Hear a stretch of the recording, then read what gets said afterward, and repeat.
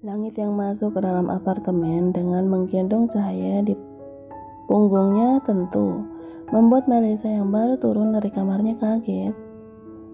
"Adek kenapa bang?" tanya Melisa panik. "Enggak apa-apa bun, cuma lagi ngambek nih, gara-gara lama nungguin abang pulang kerja," goda Langit pada gadis kecilnya. Cahaya yang tahu sedang digoda malah mencium pipi pria kesayangannya itu. Melisa yang melihat drama romantis anak-anak malah dibuat tersenyum. "Kamu tuh jangan terlalu manjain Caca bang," kata Melisa saat Langit sudah menurunkan cahaya dari gendongannya. "Terus abang mau manjain siapa lagi? Adek tuh satu-satunya bun," jawab Langit. "Tapi nanti adek semakin bergantung sama kamu, dia gak bisa apa-apa sendiri." Melisa semakin khawatir dengan ketidakberdayaan putri bungsunya jika jauh dari Langit. Mengingat pria itu kini bukan lagi seorang pelajar yang bisa memberikan separuh waktunya untuk Cahaya. Langit adalah seorang pengusaha muda dengan setumpuk pekerjaan dan kesibukan lainnya. "Caca tetap prioritas utama abang. Abang akan ada buat adek kapanpun itu bun. Bunda gak perlu khawatir," ucap Langit meyakinkan. Sesibuk apapun Langit, dia akan menyempatkan diri untuk pulang hanya untuk sekedar menyuapi Cahaya, makan sebelum ia meminum obatnya.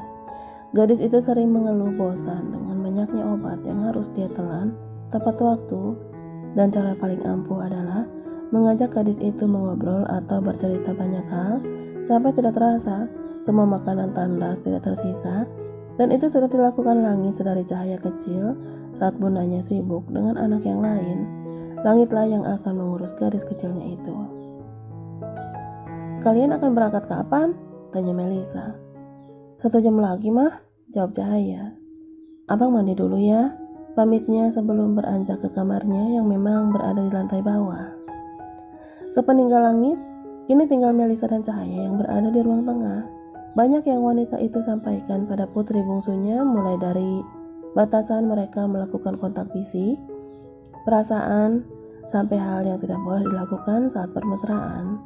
Meskipun dua anak itu anaknya, rasa cemas dan khawatir tetap ada, karena bagaimana mereka memiliki rasa yang bukan sekedar sayang antara adik dan kakak. Keseriusan Langit tidak langsung membuat Melisa dan Reza menyerahkan anak perempuannya itu begitu saja. Cahaya masih tetap dalam pengawasan orang-orang kepercayaan Reza. Sekalipun ada Langit di sisi putrinya. "Sini, abang sisirin dulu rambutnya," seru pria itu sebelum mereka berangkat. Mendapat hadiah dari Reza liburan beberapa hari, tentu itu adalah sebuah keajaiban bagi keduanya. "Rambutku makin rontok loh bang," adu si cantik dengan memegang rambut sebatas punggungnya itu. "Nanti dipotong sebahu, mau ya?" saran Langit. Dia tahu semua ini adalah efek dari semua obat yang diminum Cahaya dalam waktu yang panjang. "Bakal gak rontok lagi ya?" tanya gadis itu. "Seenggaknya enggak terlalu parah sayang." Cahaya hanya mengangguk tanda setuju. Sebegitu menurutnya dia pada Langit, sampai memasrahkan semua kebutuhan hidupnya pada pria itu untuk diurus. Apa jadinya jika Cahaya tidak ada Langit? Atau Langit tanpa Cahaya? Apa yang bisa mereka lakukan? Tentu pasti akan hilang keseimbangan karena keduanya saling melengkapi. Sosok gadis rapuh itu hanya bisa berpegangan pada tangan pria mandiri yang memiliki rasa sabar tanpa batas. Bahkan sepertinya Langit tidak pernah punya rasa marah pada gadis kecilnya itu. "Bang? Kenapa? Apa abang terlalu keras menyisir rambutmu?" Yang Langit masih duduk di belakang kekasihnya. Aku mimisan." Dek. Sisir yang dipegang Langit jatuh ke pangkuannya. Bagai tersambar petir, dunianya bagai terhenti sekian detik sebelum akhirnya dia memutar tubuh Cahaya. "Sayang, ya ampun," pakiknya terkejut. Langit langsung bangun dari duduk meraih kotak tisu di atas meja.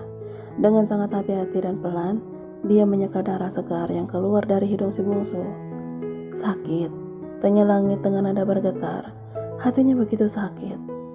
"Enggak bang, cuma sesek dikit," jawabnya pelan sambil terus mencoba menarik nafas. Pelan-pelan sayang, jangan dipaksa. Abang ambil minum dulu ya sebentar. Tubuh tingginya langsung beranjak ke dapur yang memang bersebelahan dengan ruang tengah. Dia mengambil gelas kaca, kemudian diisinya dengan air putih hangat. Diminum dulu, sedikit-sedikit ya. Abang ambil obat. Langit menyadarkan tubuh Cahaya ke sofa agar gadis itu bisa bernafas lebih leluasa. Buliran keringat di kening dan telapak tangannya sudah sangat membanjiri. Dengan langkah cepat, bahkan sedikit berlari, Langit langsung masuk ke dalam kamar untuk mengambil obat yang rutin dikonsumsi si bungsu. Dia mengusap air matanya sebelum kembali ke ruang tengah. Enggak, abang gak akan biarin itu terjadi. Dia terus bergumam dalam hati yang sedang merasakan ketakutan luar biasa. Usai meminumkan obat, kini tubuh lemah itu beralih dalam dekapan Langit. Dia tidak ingin sejengkal pun jauh dari pria yang selalu menjaganya itu. Jadi pergi kan bang? Tanya Cahaya dengan suara sangat pelan. Enggak, abang gak mau kamu kenapa-napa. Ini pasti gara-gara kamu nunggu abang tadi, ya kan? Cahaya terkekeh. Dia selalu senang jika Langit memarahinya karena rasa sayang pria itu seakan berkali-kali lipat kepadanya. Jangan begitu lagi ya, janji? Tanya Langit. Iya, abang. Aku saking senengnya mau pergi, jadi gak sabar mau cepetan. Ditambah kita gak ketemu 2 hari. Aku kan kangen. Ujarnya dengan begitu manja seperti biasa. Anak nakal, balas Langit dengan mencubit pipi putih mulus Cahaya. Dia menciumi pucuk kepala gadis itu berkali-kali, menikmati aroma rambut panjang si bungsu yang kian hari kian menipis karena rontok efek obat yang ia minum. Semakin lama dosis obat itu kian bertambah seiringnya turunnya kesehatan Cahaya. Ayo bang, ajak si bungsu. Enggak, kamu harus istirahat. Gadis itu merenggut kesal, dilipatnya tangan di depan sebagai tanda ia kini sedang merajuk marah. Besok deh berangkatnya ya. Kalau kamu udah gak lemes, abang janji pagi-pagi kita pergi, oke? Rayu Langit yang hanya dibalas anggukan. Cahaya pun tidak bisa memaksa karena memang badannya benar-benar terasa begitu lemah. Dia hanya berpura-pura merajuk agar prianya itu merayu. Yuk, abang gendong ke kamar. Langit memutar tubuhnya agar si cantik bisa naik ke punggungnya, sama seperti ia tadi membawa gadis itu ke apartemen. Siap? Tanya Langit yang sudah berdiri. Let's go, kekeh Cahaya. Keduanya tertawa sambil menaiki anak tangga sampai akhirnya kini sudah berada di depan pintu kamar Cahaya. Buka dek, cecah Langit. Dia tidak bisa melakukannya karena tangannya sedang menopang tubuh mungil si bungsu. Ceklek. Cahaya langsung membuka pintu. Suara gelak tawa mengiringi langkah pria 20 tahun itu masuk ke dalam kamar. Adek mau sesuatu? Tanya Langit saat si bungsu sudah duduk bersandar di punggung ranjang. Enggak, Adek cuma mau tidur ditemenin abang. Pinta Cahaya dengan senyum yang membuat dia nampak lebih cantik. Itu tanpa kamu pinta pasti abang lakuin sayang. Langit membantu Cahaya untuk berbaring kemudian menyelimuti gadis itu sampai sebatas pinggang. Abang jangan pergi ya. Iya, abang di sini sampai kamu tidur. Langit menarik kursi kecil dan duduk di sisi ranjang. Tangan keduanya saling menggenggam erat. Jika sudah seperti itu, Langit akan dengan lembut memainkan jari jemari Cahaya hingga gadis kecilnya itu benar-benar terlelap. Bang, ikut om sekarang juga. Kedatangan Reza yang tiba-tiba sambil menggebrak pintu tentu membuat Langit dan Cahaya terlonjak kaget. Apalagi anak perempuannya itu hampir saja ingin terlelap. Melisa yang berdiri di belakang suaminya itu pun kebingungan saat sorot mata Langit seakan bertanya kepadanya. Mas, ada apa? Tanya wanita itu yang merasa panik. Bang, ayo, sentak Reza. Bukan menjawab pertanyaan sang istri, dia malah memaksa anak angkatnya itu untuk ikut dengannya. Kemana om? Tanya Langit. Dia belum bangun dari duduknya karena tangannya masih digenggam oleh Cahaya. Ada apa sih pak? Si bungsu pun ikut bertanya. Raut khawatir jelas terlihat di wajah pria beranak 3 itu. Tidak ada satupun pertanyaan yang ia jawab. karena matanya fokus pada langit. Ayo bang. Langit akhirnya refleks bangun dari duduknya. Dia melepas pelan tangannya sambil tersenyum saat melihat saya menggelengkan kepalanya. Abang pergi sebentar ya, kamu tidur lagi, pesan Langit. Abang mau kemana? Ade takut. Gadis itu mulai terisak pelan. Melisa yang tahu hal itu langsung masuk ke dalam kamar menghampiri si bungsu. Gak apa-apa, ini pasti urusan kantor. Langit mencoba menenangkan Cahaya, meski ia sendiri pun merasa gelisah tidak menentu. Langit mencium kening gadisnya sebelum benar-benar pergi dengan Reza. Bun, jagain adek ya, titip Langit. Pergilah dan cepat pulang jika urusan kalian sudah selesai, pesan Melisa sambil melirik ke arah suaminya yang masih berdiri di ambang pintu dengan gelisah. Iya pun, Langit terus menoleh ke arah Cahaya. Dia sungguh sangat tidak tega meninggalkan gadis itu. Ayo om. Pria tampan itu tidak lagi bertanya kemana dia akan dibawa. Kilat mata Reza sudah membuat ia paham jika ini pasti suatu yang sangat penting. Apalagi sampai Reza tidak memperdulikan anak istrinya seperti tadi. Keduanya masuk ke dalam mobil mewah milik Reza dengan ia sendiri yang mengendarainya sampai bandara. Begitu banyak pertanyaan, tapi tidak satu pun Langit lontarkan. Sepanjang perjalanan darat dan udara, Reza dan Langit saling diam dan larut dalam pikiran mereka masing-masing.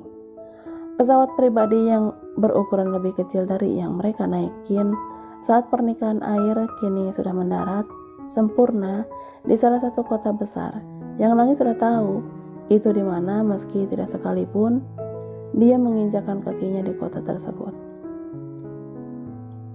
Mobil sedan mewah berwarna silver ternyata sudah menunggu kedatangan mereka dari tadi. Reza dan Langit tentu langsung memasukinya.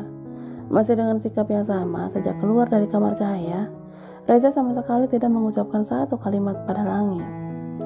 Keduanya masih diam membisu selama perjalanan yang entah Langit pun tidak tahu, karena sudah lebih dari 30 menit mereka belum juga sampai di tempat tujuan. Sebuah kota yang nun jauh dari tempatnya ia tinggal terlihat begitu indah di bawah gelapnya malam yang bertabur bintang. Cahaya seakan memberikan kedamaian di relung hatinya yang gundah gulana. Ayo turun, ajak Reza saat mobil berhenti di depan bangunan besar berkisar 10 lantai dengan area parkir cukup luas. Ya om, jawab Langit tanpa ada keraguan dalam hatinya karena mendadak merasakan kedamaian yang bercampur kerinduan. Mereka masuk ke dalam bangunan tersebut. Langit hanya bisa mengekor di belakang langkah Reza yang begitu tergesa. Tring, pintu lift terbuka dengan lebar. Kini hanya ada mereka di dalamnya.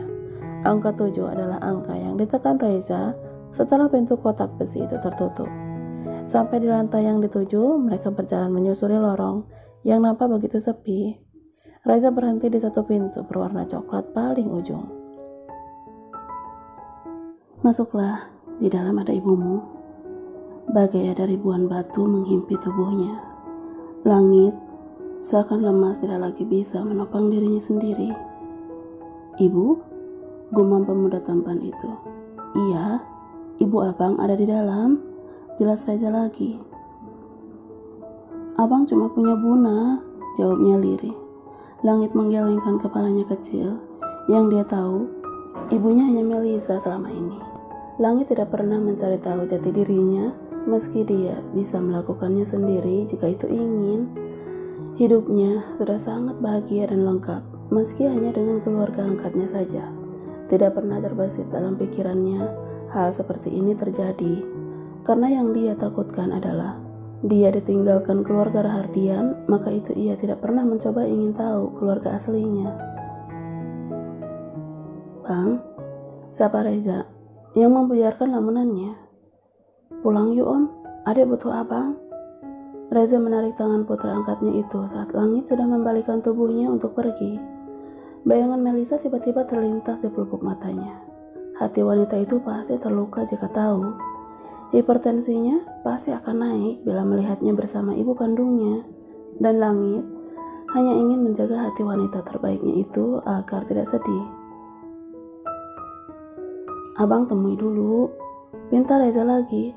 Dia tahu jika langit masih belum bisa menerima kenyataan yang sungguh sangat mendadak baginya. Buat apa? Om mau balikin aku ke keluarga kandungku ya?